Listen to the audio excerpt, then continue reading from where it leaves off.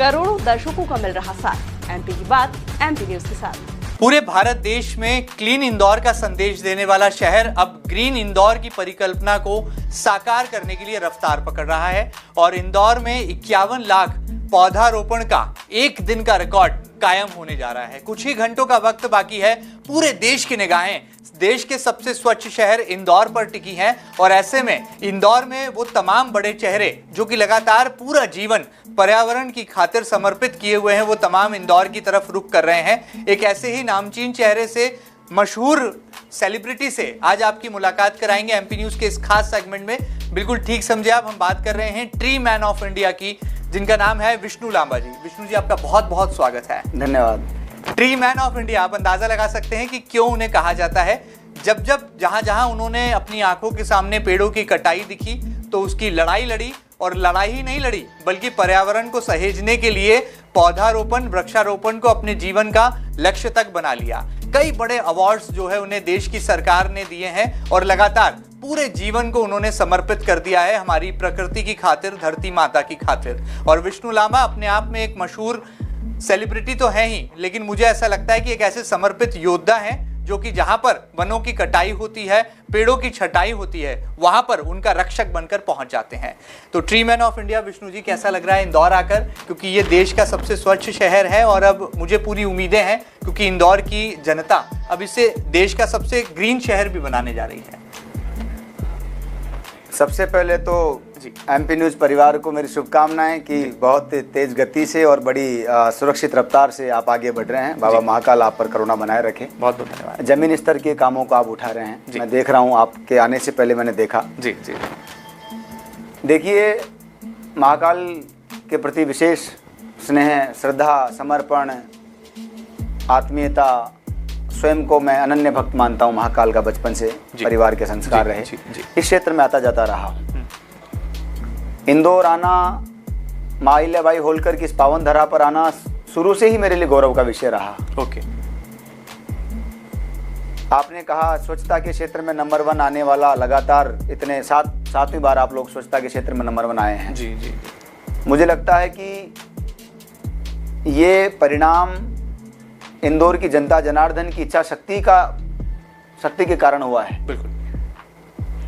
यहाँ आकर के जो मान सम्मान, जो यहाँ का खान पान, रहन सहन, यहाँ के लोग इतने उत्साही लोग हैं कि जो काम उनको बताया जाता है उसको एक उत्सव के रूप में मनाते हैं। इतने सकारात्मक लोग हैं, बहाने नहीं बनाते कि मैं इस कारण से नहीं आ पा रहा हूँ। वो काम में पहुँचते हैं, प्लांटेशन कहीं भी हो रहा हो पहुँचते हैं। मैंने बहुत कम समय में, जब से मुझे जिम्मेदारी मिली, लगभग 60-70 सभाएं की है, जिसमें कई सारे लोग आए हैं। आपने देखा है, माने भूपेंद्र यादव जी भी आए, ओम बिरला जी भी, प्रहलाद पटेल जी भी, और भी मुख्यमंत्री जी, कई लोग लगातार आ रहे हैं। जी जी जी।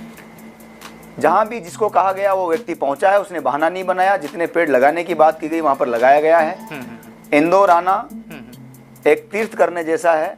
इतना अच्छा लग रहा है कि मन नहीं कर रहा यहाँ से जाऊँ, ऐसा लग रहा है यहीं बस जाऊँ, यहीं का होके रह जाऊँ। तो मैं इंदौर का आभारी हूँ। और जो 51 लाख पौधारोपण की आपने बात की है, 51 लाख पौधारोपण अभियान भी अब केवल किसी एक नेतृत्वकर्ता का सपना नहीं है। ये इंदौर की जनता जनार्दन ने अपना सपना मान लिया, अपना इसको कार्य मान लिया है। और यकीन मानिए कि हम स्वच्छता के क्षेत्र में तो नंबर 1 थे ही, हम ग्रीनरी के क्षेत्र में भी नंबर 1 आएंगे। चलिए, बहुत सुंदर बात है। एक बड़ा सकारात्मक संदेश यहाँ पर दे रहे हैं विष्णु लांबा जी, जो कि ट्री मैन ऑफ इंडिया के तौर पर जाने पहचाने जाते हैं। विष्णु जी, मुझे लगता है दर्शकों के मन में भी ये जिज्ञासा होगी और मेरे मन में भी है कि ये विष्णु लांबा से ट्री मैन ऑफ इंडिया तक का जो सफर रहा है आपका, बहुत संघर्षशील रहा है। कई उतार चढ़ाव आपने देखे हैं, कई चुनौतियों को पार किया है। कैसे ये मुकाम हासिल किया और कब आपको लगा कि जीवन का लक्ष्य जो है इन पेड़ों की रक्षा को बनाना है और खुद ही ट्री मैन ऑफ इंडिया कहलाना है? मुझे बचपन में जब पहली बार मैंने अपनी माँ के साथ 7 साल की अवस्था में पहला पौधा लगाया, जिसके बारे में अक्सर बोलता रहता हूँ, शुरुआत वहाँ से हुई।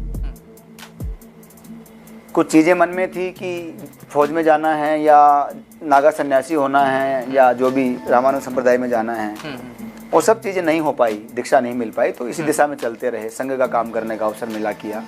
मेरे मार्गदर्शक माननीय धन प्रकाश जी त्यागी की प्रेरणा से मुझे ये तय करने के लिए एक हौसला मिला कि अब मुझे जो बचपन से मेरा शौक़ रहा है, लंबे समय जिस काम को मैंने किया है, उसी कार्य को अब अपने जीवन में कार्य क्षेत्र बनाया जाए, उसी पर कुछ लक्ष्य तलाशा जाए। तो पर्यावरण फिर बचपन से जो काम था उसी को आगे बढ़ाया, उसको छोड़ा नहीं। दूसरा, मुझे क्या कहें लोग ये मुझे कोई फर्क नहीं पड़ता। मेरे लिए कभी ये विषय नहीं रहा कि पुरस्कार, हम जानते ही नहीं थे पुरस्कार ही मिलते हैं पेड़ लगाने के लिए, तो लोगों ने बताया बाद में। हमें क्या कहे ये कोई महत्वपूर्ण नहीं। हमारे लिए महत्व का विषय है कि हमारे बुजुर्गों ने, हमारे पुरखों ने, हमारे महापुरुषों ने जो रास्ते इख्तियार किए हमारे इन दरख्त परिंदों के माध्यम से या किसी और माध्यम से, हम उनके रास्तों पर चंद कदम ईमानदारी से बढ़ा सके, ये बड़ी बात है। बिल्कुल ठीक बात है। तो हम कोशिश कर रहे हैं कि छोटी सी सेवा, जैसी टूटी फूटी सेवा इस राष्ट्र और समाज के उत्थान में हमारी कर सके हम, वो हम कर रहे हैं और 30 सालों से कर रहे हैं। और 30 सालों में 1 रुपया गवर्नमेंट अनुदान नहीं लिया है, चैनल पर बोल रहा हूँ, 1 रुपया अनुदान नहीं लिया है।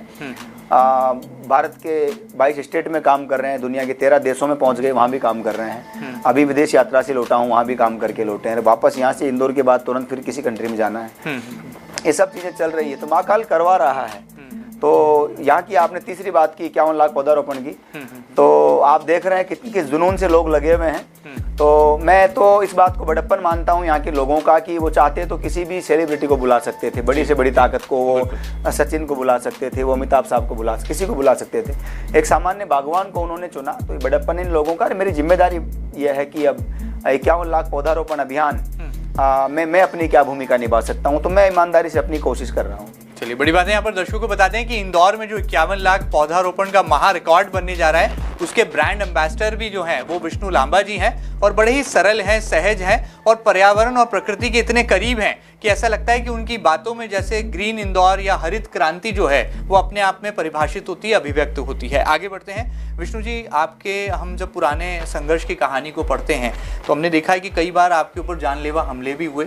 आप पेड़ों की कटाई, जहां आपको ये सूचना मिली, ये शिकायत मिली, आप तुरंत मौका वारदात पर पहुंच गए और कई बार आपका सामना हुआ है ऐसे असामाजिक तत्वों से।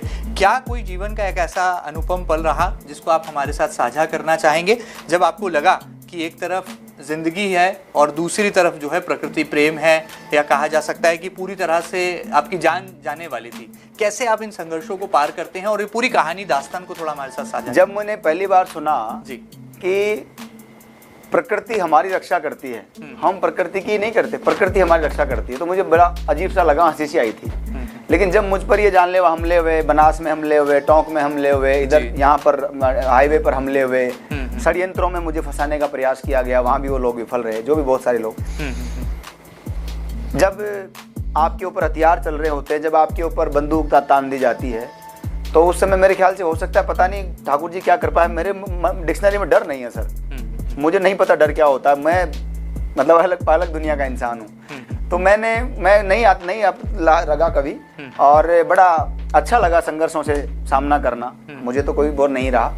लेकिन मैंने अभी भी कहा, माननीय राज्यपाल महोदय हमारे कार्यक्रम में आशीर्वाद देने पधारे थे जयपुर, तो मैंने उनके सामने भी कहा, वो मौजूद है यूट्यूब पर, मैंने उनको अक्सर से बात बताई कि हमें जीने का अधिकार है क्या अपने मूल कर्तव्यों को, जिनको पढ़ा है अभी मंच पर, उन मूल कर्तव्यों की रक्षा की जिम्मेदारी भारत के जिम्मेदार नागरिक के नाते क्या मेरी भी हो सकती है क्या? इस देश की नदियां, पर्यावरण संरक्षण हो, ये पशु पक्षी जानवर बचें, ये संविधान ने जो मुझे अधिकार दिया उसके प्रति मैं समर्पित रह सकता हूं क्या? देखिए, जो अपनी सोचता है ना, वो फिर देश की नहीं सोच सकता। बिल्कुल ठीक कहा। जो जितना त्यागेगा वो उतना पाएगा। आप जितना फ्री होते चले जाएंगे, उतने आजाद और निडर होते चले जाएंगे। आपने किसी नागा सन्यासी को डरते हुए देखा है कभी? जो अपना खुद का पिंडदान कर चुका, उसके खौफ जानता है, वो खौफ क्या होता है? वो नहीं जान सकता है। तो ये डर वर तो पता नहीं कहाँ चले गए, मेरे तो कभी लगे नहीं आज तक, आगे भी हमें कभी शायद ही आप देख पाओ कि कभी हम डर गए किस चीज़ से। ऐसा कोई काम नहीं करेंगे कि नज़र मिला के बात ना कर सकें। लेकिन अनुभव यह है कि मैं इतना जरूर, MP न्यूज़ बड़ा मंच है, उसके माध्यम से जरूर कहना चाहूँगा कि देखिए, अपराधियों को भी कहना चाहूँगा, माफियाओं को भी कहना चाहूँगा कि आप लोग साथ लेके नहीं जाओगे। ये पेड़ पौधे, पशु पक्षी, ये जो थोड़ी बहुत सेवा इनकी हो जाएगी ना, वो आपके साथ जाएगी। ये आप खदानें खोद रहे हो, पहाड़ों को काट रहे हो, दरख्तों को काट रहे हो, जंगलों को साफ कर रहे हो, बेजुबान पशु पक्षियों को मार रहे हो, ये आपके साथ नहीं जाएंगे। आपने इतना कुछ बना लिया होगा तो भी आप गली गली में घूमते फिर रहे हो। बड़े बड़े माफियाओं को जाओ करो और वो करोड़ों रुपया कमाते हैं। मैं जानता हूँ उनकी औकात नहीं है इधर इस जिले से बाहर निकलने की कहीं होगी। हमारे पास तो कुछ नहीं है, तो भी ठाकुर जी देखो मेहर कर रखी है। जो सोच नहीं सकते थे वो हो रहा है। नहीं सोचा था हमने तो। आज जिस तरह के अचीवमेंट्स हमारे सामने आ रहे हैं, जिस तरह की चीजें घटित होती चली जा रही है, हम तो नहीं सोच सकते थे, इस सामान्य माहौल से निकल कर आए थे।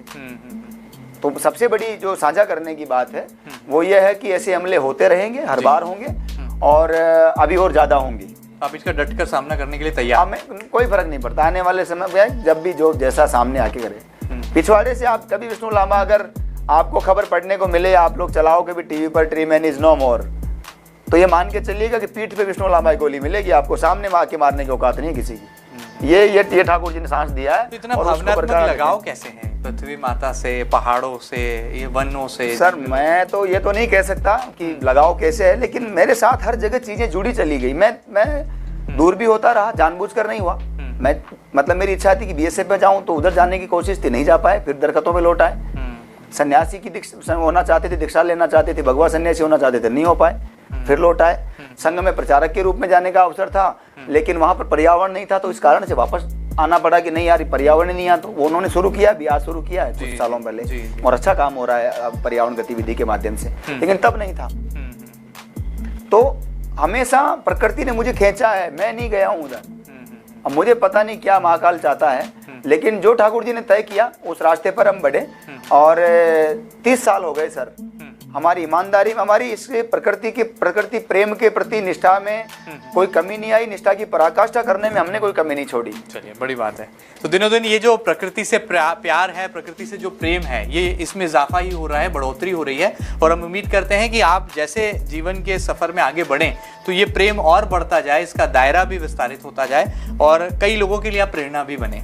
आगे बढ़ते हैं। मेरे मन में एक सवाल आया है कि हम जब पहले पर्दे पर देखते हैं तो हम देखते हैं कि हमारे देश में, भारत में, जब बॉलीवुड फिल्म बनाता है तो डॉन पर भी फिल्में बन जाती हैं, गुंडों को भी आइडियल स्वरूप में बता करके उन पर फिल्में बन जाती हैं, दाऊद इब्राहिम पर फिल्में बन जाती हैं। लेकिन आप जैसे जो सोसाइटी के रियल आइडियल्स हैं, जो रियल डायमंड्स हैं, वो कहीं खो जाते हैं, बादलों में छुप जाते हैं। क्या आपकी भी ऐसी कोई तमन्ना है कि आप जैसे जो प्रकृति प्रेमी है, या कहा जाए जो पर्यावरण के आइकॉन्स हैं, जो इसकी सहेजने के लिए लड़ाई लड़ रहे हैं, पूरे जीवन को समर्पित किए हुए हैं, क्या कोई ऐसे रूपहले पर्दे पर आपके लिए भी कोई फिल्म बने? ट्री मैन ऑफ इंडिया कैसे वो बना, एक नौजवान अपने घर से निकलता है और प्रकृति की रक्षा के लिए पूरे जीवन को समर्पित कर देता है। पहली बात तो आपने कही कि महापुरुष जो हैं वो कहीं न कहीं खो जाते हैं। आपको मैं बता दूं कि स्वातंत्र वीर विनायक दामोदर सावरकर जैसे महान व्यक्ति पर जब फिल्म बनी, तो मैं भी पुणे में, मेरा काफ़ी जुड़ाव महाराष्ट्र से रहा है, आपको पता है, मैं उस सरकार में सेवाएं देता रहा हूँ जी। तो हमारी एक कार्यकर्ता की बहन को अपनी चूड़ियाँ बेचनी पड़ी, तब जाकर के वो फिल्म पूर्ण हो पाई। मैं मिल के आया हूँ उन लोगों से, मैं उनके घरों में रहा हूँ, भोजन किया है मैंने। ये सावरकर की कहानी है। तो सावरकर के चरणों की धूल पे नहीं हूँ मैं, तो मुझे मेरी औकात पता है, मैं बहुत छोटा आदमी हूँ। सावरकर के सामने तो हम तो उनसे सीख रहे हैं, उनसे सीखते हैं, हम तो प्रेरणा लेते हैं, उनके नाम से ही प्रेरणा मिलती है। तो उनके ऊपर नहीं बन पाई तो फिर विष्णु लांबा किस खेत की मूली है।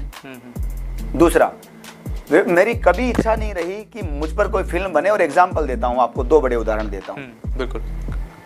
2014 में चैनल पर बोल रहा हूँ, आप पूछवा लीजिएगा, आपके तो कॉन्टेक्ट है मुंबई में अच्छे। जी जी। सुभाष घई बॉलीवुड के महान स्तंभ हैं, जो जगत जानता है सुभाष घई को। 2014 में विस्लिंग वुड्स जो उनकी इंस्टीट्यूट है उनका, जहाँ ट्रेनिंग देते हैं वो फिल्म कलाकारों को, जी, वहाँ पर मुझे बुलाया, मैं गया और उन्होंने कहा कि तुम पर मुझे कुछ बड़ा करना है, कुछ लिख के दो मुझे।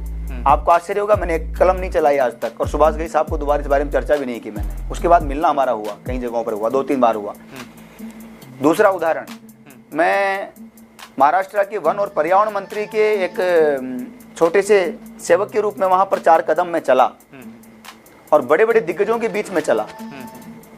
तो ये बड़प्पन है माननीय सुधीर मुनगंटीवार जी, महाराष्ट्र के वन मंत्री का, कि मेरे जैसे बागवान को उन्होंने चुना, लेकिन मैं वहां भी चल पाया। वो पर्यावरण के साथ साथ संस्कृति मंत्री भी थे। मैं इसलिए कह रहा हूँ कि ये बॉलीवुड आपका हमारे मंत्रालय में था। बिल्कुल। तो मेरा वहाँ आना जाना, कहीं 200 से ज्यादा फिल्म स्टारों से मिला हूँ मैं। पेड़ लगवाए सुधीर उनसे। जी तो बहुत फोकस्ड पॉलिटिशियन है, हाँ बिल्कुल, मिनी गडकरी कहा जाता है। बिल्कुल। नितिन गडकरी अब वो जी सब के- बातें आप ये सब चीजें, हम पर्यावरण की बात करेंगे। मेरे लिए सब अच्छे हैं, गडकरी साहब का ही मुझे बहुत असीम स्नेह प्राप्त है। जी, जी। मेरे एक छोटे से अनुरोध पर, गडकरी साहब बहुत जमीन के नेता हैं, जमीन स्तर के व्यक्ति हैं, प्रैक्टिकल नेता हैं।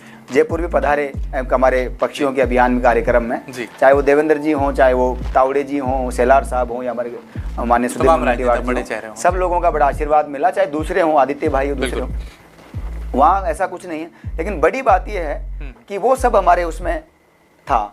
हम चाहते तो बहुत कुछ कर सकते थे, कभी मेरी इच्छा नहीं रही और ना कभी भविष्य में कोई इच्छा है।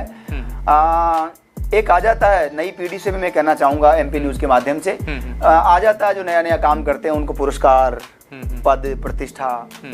जब इस दिशा में आप आगे बढ़ेंगे ना, शुरू शुरू में चस्का हो सकता है। हम भी शुरू में कहीं 2-3 जगह फाइलें लेके गए, हमारा अनुभव पता है हमें।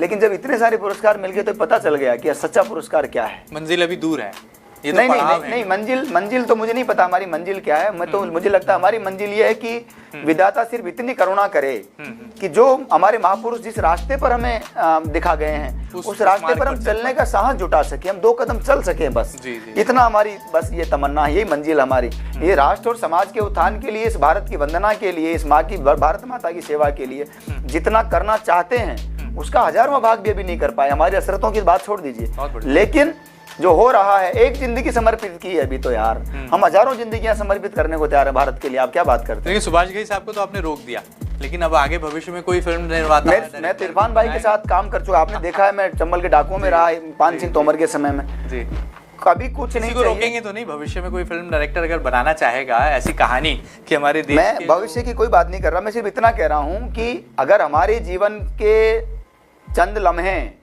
इस राष्ट्र और समाज के उत्थान में कहीं काम आ सकते हैं, हम काम आ सकते हैं, हमारी बातें, हमारी यादें, हमारे जहन से, हमारी अतीत से जुड़ी चीजें अगर आने वाली हमारी नस्लों को, हमारी पुश्तों को अगर काम दे सकती है, कहीं न कहीं प्रेरणा बन सकती है, तो निश्चित रूप से आनी चाहिए। लेकिन हमारे मन में ऐसा कुछ नहीं, हमें नहीं चाहिए। चाहता तो ये बड़ा काम नहीं था। बिल्कुल ठीक बात है। मेरे मंत्री ने जिस तरह से मुझे आशीर्वाद दिया, एक सामान्य बागवान को जिस तरह से मुझे फ्री हैंड करके महाराष्ट्र में शिवाजी महाराज की धरती पर सेवा का मौका दिया, ये बड़ा काम नहीं था और आज ही बड़ा काम नहीं है। तो हो ही रहा है ना आपके सामने। बिल्कुल ठीक बात। सबसे देश का सबसे स्वच्छ शहर इंदौर, हर पूरी दुनिया की आज नजरें टिकी है इंदौर पर। बड़ी बड़ी ताकतों को इंदौर बुला सकता था। एक सामान्य बागवान पर विश्वास व्यक्त किया है तो कहीं न कहीं ठाकुर जी कृपा है, कहीं न कहीं हमारे काम में, हमारे खून पसीने में, हमारे जमीन स्तर के नवाचार में सच्चाई है। आप देख रहे हैं। बिल्कुल ठीक बात है और उसका परिणाम परिलक्षित भी हो रहा है। निस्संदेह रूप से मुझे लगता है कि ये 5,51,00,000 जो पौधारोपण अभियान है ये बिल्कुल सफल होगा। देखिए 51 लाख पौधारोपण अभियान अब केवल यहाँ के किसी एक नेतृत्वकर्ता का नहीं रह गया है, जो जनमानस है, हमारे इंदौर की जो धर्मपरायण जनता जनार्दन है उसने मन बना लिया है। और मैं आपको एक बात और बड़ी बता दूं, 51 लाख पौधारोपण पर चंद प्रश्न हो सकते हैं कहीं छोटे मोटे, लेकिन बाहर जितनी अन्य राज्यों में 6 लाख पौधे भी लगते, 5 लाख भी लगते, तो भी प्रश्न होते कि जिंदा कैसे रहेंगे। लेकिन इंदौर के मामले में ज्यादा प्रश्न नहीं है। क्यों नहीं है? क्योंकि जो जनता जनार्दन अपने शहर को 7 बार लगातार स्वच्छता के क्षेत्र में नंबर 1 ला सकती है, वो हरियाली में भी ला सकती है। और मैं आपको एमपी न्यूज के माध्यम से जनता जनार्दन को आज बताना चाहता हूँ, इस अभियान का जो प्रत्यक्ष रूप से हिस्सा है या नहीं है उनको भी कहना चाहता हूँ, आप आगे जाकर के अपने आप को कोसोगे, आप पछताओगे। अगर हमारे इस महायज्ञ में आप एक आहुति देने नहीं आए तो आपको तकलीफ होगी उस दिन, जिस दिन हमारा शहर इंदौर एक पेड़ माँ के नाम इस अभियान के माध्यम से एक पौधा भी अगर आपने नहीं लगाया, और जिस दिन हम कीर्तिमान कायम करेंगे कि इंदौर हमारा ग्रीनरी के क्षेत्र में नंबर 1 हो गया, आप उस दिन पछताओगे, आपको तकलीफ होगी। काश मैं भी इस महायात्रा में एक पौधा लगा लेता। मेरी एमपी न्यूज के माध्यम से प्रार्थना है लोगों से कि आगे आइए। कल माननीय गृह मंत्री आदरणीय अमित शाह जी का पावन सानिध्य में मिलने वाला है। हम 11 लाख पौधे एक जगह लगा करके इतिहास रचने जा रहे हैं। उसको सहभागी बनिए, उसमें कहीं न कहीं एक पौधा लगा करके अपनी आहुति आप भी दीजिए, ताकि स्वच्छता के साथ साथ हम ग्रीनरी के क्षेत्र में भी नंबर 1 आ सकें। वाह, चलिए बहुत सुंदर। तो जनता ने ठाना है इंदौर को हरियाली में नंबर 1 बनाना है। बहरहाल आगे बढ़ते हैं। प्रधानमंत्री नरेंद्र मोदी के संवेदनशील रवैये को लेकर आप क्या कहेंगे? जब उन्होंने इस अभियान की शुरुआत की, पहला ये पंक्ति, ये वाक्य उनके ही श्रीमुख से निकला कि एक पेड़ माँ के नाम। ऐसा एक अभियान होना चाहिए देश में, ताकि हम अपने विश्व पर्यावरण दिवस की सार्थकता को सही मायनों में समाज के समक्ष प्रस्तुत कर सकें। तो प्रधानमंत्री नरेंद्र मोदी को कितना शुक्रिया अदा, कितना धन्यवाद, और कितने वो प्रेरणा स्रोत आपको नजर आते हैं पर्यावरण हितैषी के तौर पर? देखिए, मेरा किसी पार्टी से कोई संबंध नहीं है। मैं शुद्ध रूप से संघ का सिपाही हूँ। मुझे गर्व है इस बात का। पर्यावरण का कार्य करता हूँ, मैं काम करता हूँ, डंके की चोट पर करता हूँ, जो कहता हूँ, जो करता हूँ, जो कहा आगे आगे वो किया है। मैं तारीफ करूँ, कहीं बात करूँ, लोग सोचेंगे मैं पता नहीं किस रूप में ले लेंगे, लेकिन सत्य यही है। प्रधानमंत्री नरेंद्र मोदी ने अपना सब कुछ त्यागा है, सब कुछ, बिल्कुल सब कुछ तबाह कर दिया उस आदमी ने। और जिसने सब कुछ त्यागा है ना, उसको पता है कि वो किस स्टेज पर है और त्याग किसे कहते हैं। ग्रस्त में रहकर के शायद लोग उतना नहीं समझ पाते होंगे, माफ कीजिएगा। माननीय प्रधानमंत्री जी ने अभी हाल ही में अपनी माँ को खोया है। एक अंतिम सबसे बड़ी ताकत, सबसे बड़ी प्रेरणा उस व्यक्ति के पास अगर कोई चीज थी तो माँ थी। माँ से बड़ा कोई संसार में बड़ा वरदस्त नहीं, आशीर्वाद नहीं है। माँ को खोया था। वो कहीं ना कहीं उनके जहन में बात थी कि कुछ तो होना चाहिए। और मैं आपको सच बता रहा हूँ, ये महाकाल की नगरी में मैं सत्य नहीं बोल सकता। कई बार मन में ऐसा आया मेरे कि काश माननीय प्रधानमंत्री मोदी जी जो कहते हैं ना, जो भी आग्रह करते हैं देश की जनता से, लोग उसको आदेश के रूप में ले लेते हैं। आपने देखा होगा हमेशा। तो मैं सराहना नहीं कर रहा हूँ, ये सत्य है, ये सत्य है। तो माननीय प्रधानमंत्री जी कभी काश ऐसा हो कि वो पेड़ के बारे में ऐसा कुछ कर दें, ऐसा कुछ कह दें, ऐसा कुछ कह दें। ठाकुर जी की क्या करुणा हुई कि अचानक मेरे को टीवी में देखने का मौका मिला कि माननीय प्रधानमंत्री जी ने कहा कि एक पेड़ माँ के नाम। माँ से बड़ा कोई मतलब संवेदनशील अटैक नहीं हो सकता। बिल्कुल ठीक। ये सबसे तगड़ा अटैक था कि आपको मजबूर होना पड़ेगा। अब ये समय आ गया मजबूर होने का। देखिए, माननीय प्रधानमंत्री जी ने बहुत सोच समझ के बोला है। माँ को खोने का दुख भी उन्हें पता था। ये धरती को भी वो हमेशा अपनी माँ कहते हैं। एक पेड़ माँ के नाम, ये स्लोगन देना एक आंदोलन बन चुका है देश में। मैं महसूस कर रहा हूँ, मैं किसी की सराहना नहीं कर रहा हूँ, सत्य बोल रहा हूँ मैं आपको। एक आंदोलन बन चुका है और मैं इस आंदोलन को आंखों से देख रहा हूँ। आप स्वयं लगातार प्रवास कर रहे हैं यहाँ क्षेत्र में। मैं 60-70 सभाएं कर चुका हूँ अब तक, बहुत कम टाइम में। इतना कुछ हो रहा है, इतना कुछ हो रहा है कि छोटे बच्चे अपने मम्मी पापा को पकड़ के ला रहे हैं कि आपके नाम पेड़ लगाना, आप चलिए। हमारे कार्यकर्ता यहाँ भावेश जी, उन्होंने 151 परिवारों को इकट्ठा किया। ऐसे परिवारों को तलाशा जिनके माता पिता या कोई परिजन दुनिया में अब नहीं है, उनको तलाशा, उनकी स्मृति में अभी मुझे बुलाया उन्होंने। और वहाँ एक चिमन बाग, मुझे याद है चिमन बाग था, वहां ले जाकर के उन्होंने सबके साथ प्लांटेशन किया। ये उन लोगों के चेहरे में पड़ रहा था। वो पौधे में पानी डालते हुए ऐसा महसूस कर रहे थे जैसे कोई उनके पूर्वज वहां हैं। आपको मैं दावा से कह सकता हूं, वो सभी वृक्ष जीवित रहेंगे। आप चिमन बाग में अगले साल देख लीजिएगा, क्योंकि ये आत्मा का विषय हो गया। प्रश्न माँ के साथ जुड़ा है। और मुझे नहीं लगता ऐसा कोई नकारा इंसान धरती पे होगा जो बात माँ की ओर पीछे हट जाए। ऐसा कभी संभव नहीं हो सकता। ये 51 लाख पौधे यहाँ लगेंगे। माननीय डॉक्टर मोहन यादव जी ने जो 5 करोड़ 51 लाख की बात कही है, बात वहां तक भी पहुंचेगी निश्चित रूप से। जिस तरह का मैं उन्हें बरसों से देख रहा हूं, जान रहा हूं, उनके साथ काम कर रहा हूं, जब वो विधायक भी नहीं थे तब से शिप्रा के घाट पे हम पेड़ लगा रहे हैं साथ में। तो निश्चित मानिए कि एक बहुत सकारात्मक ऊर्जा इस वातावरण में बनी है और ये बहुत बड़ा एक परिणाम दे करके पूरी दुनिया के लिए उदाहरण प्रस्तुत करेगी। चलिए, बहुत बहुत शुक्रिया, आपने बहुत सारा समय दिया हमें विष्णु लांबा जी। जाते जाते एमपी न्यूज के दर्शकों के माध्यम से क्या संदेश आप जो है समाज और देश को देना चाहेंगे? और ट्री मैन ऑफ इंडिया ये टैगलाइन लेकर आप जब पूरे देश और दुनिया का भ्रमण करते हैं तो कितना गर्व होता है और लगता है वाकई में कि पृथ्वी भी, धरती भी हमारी माँ है। और इस प्रकृति के प्रेम को जो निश्चल भाव से हम अभिव्यक्त करते हैं तो सही मायने में आज की जो युवा पीढ़ी है उसको हम भविष्य के भारत को नित नई ऊंचाइयों पर ले जाने की जो है सीख भी दे रहे हैं। क्या संदेश होगा tree man of India Vishnu Lamba ji का? देखिए, बाहर जाकर के कहीं भी जाना, भारत का बेटा होने के नाते ये जिम्मेदारी बढ़ जाती है कि मैं भारत की महान परंपराओं का, यहाँ के संस्कारों का, यहाँ की सरकारों के, यहाँ का संविधान का, यहाँ के हमारे संस्कृति का, इनकी रक्षा करते हुए प्रवास कर सकूं। मेरे लिए सबसे बड़ी बात ये होती है कि वहाँ पर एक विष्णु लांबा नाम का आदमी नहीं जा रहा है, एक लड़का नहीं जा रहा भारत से। और भारत की कोई जिम्मेदार चीज़ अगर बाहर कहीं भी कोई व्यक्ति गया है तो ये उसकी जिम्मेदारी बन जाती है कि मैं घर में भले ही कोई गलती हो जाए तो अलग बात है, लेकिन बाहर जाकर तो मैं सड़क पर अगर थूकना भी पड़ा तो मैं नहीं थूक सकता, ये मेरी जिम्मेदारी है। आप कल्पना कर लीजिए कि भारत का बेटा होने का मतलब बहुत बड़ी जिम्मेदारी आपके कंधों पर है। अगर आप अपने सरहद से बाहर कहीं पांव रख रहे हैं तो आपकी जिम्मेदारी बन जाती है। मैं तो कहता हूं कि घर से बाहर भी अगर आप निकलते हैं तो एक परिवार की जिम्मेदारी युवा के नागरिक के नाते आप निकलिए। देश से बाहर निकलते हैं तो जिम्मेदार नागरिक के नाते आप निकलिए। तो टेक, सबसे बड़ा टेक मेरे साथ अगर कुछ है तो, और मुझे गर्व है इस टेक का। और मैं तो, लोग तो मोक्ष के लिए, मैं उस परंपरा से आया हूँ, लोग तो मोक्ष के लिए हमेशा ठाकुर जी से कामना करते हैं, लेकिन मैं तो हमेशा बोलता रहा हूँ मुझे मोक्ष नहीं चाहिए, मुझे तो फिर वापस भारत में पैदा होना है। जी जी। तो इसलिए, और भारत में यही सेवाएं करनी है। तो सबसे बड़ा टेक मेरे लिए है कि मैं भारत का बेटा हूँ। और दूसरा प्रश्न आपने किया कि संदेश का देना चाहिए। 5000 साल पहले से लेकर के 5 सेकंड पहले तक जितने भी संदेश थे, जितनी भी सीख थी, जितनी भी शिक्षाएं थी, जितने भी मंत्र थे, जितने भी पाठ थे, वो सब कहे जा चुके हैं। जो पहले कहा जा चुका है मैं उसी को मॉडिफाई करके बोलता रहता हूँ। आप अपनी बात बोलते रहते हैं, प्रधानमंत्री जी अपनी बात बोलते हैं, वो फला अपनी बात बोलते हैं। जितनी भी ज्ञान की बातें वो कही जा चुकी है, वो हमने सीखा है, हमारे इन्हीं शास्त्रों से, इन्हीं किताबों से, इन्हीं पुरुषों से सीखा है। तो भारत युवाओं का सबसे ज्यादा बड़ा देश है। भारत में सबसे ज्यादा युवा पाए जाते हैं।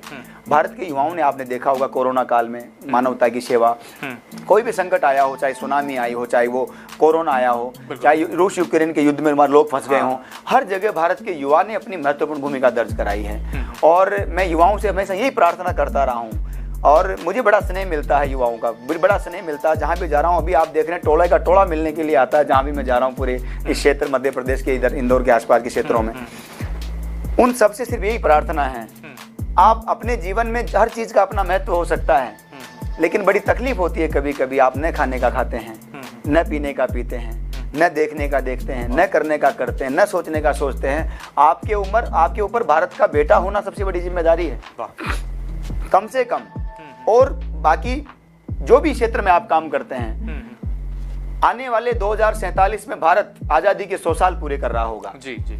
उस आजादी के 100 साल पूरे करने में आपका क्या योगदान है? बिल्कुल ठीक बात। मैंने तय किया कल्पतरु संस्थान के माध्यम से हम भारत के 100 गांवों को पर्यावरण दृष्टि से आदर्श ग्राम बनाएंगे और 5 करोड़ पेड़ धरती पर बिना किसी स्वार्थ के लगा करके जंगल खड़े करेंगे। हमने तय किया है।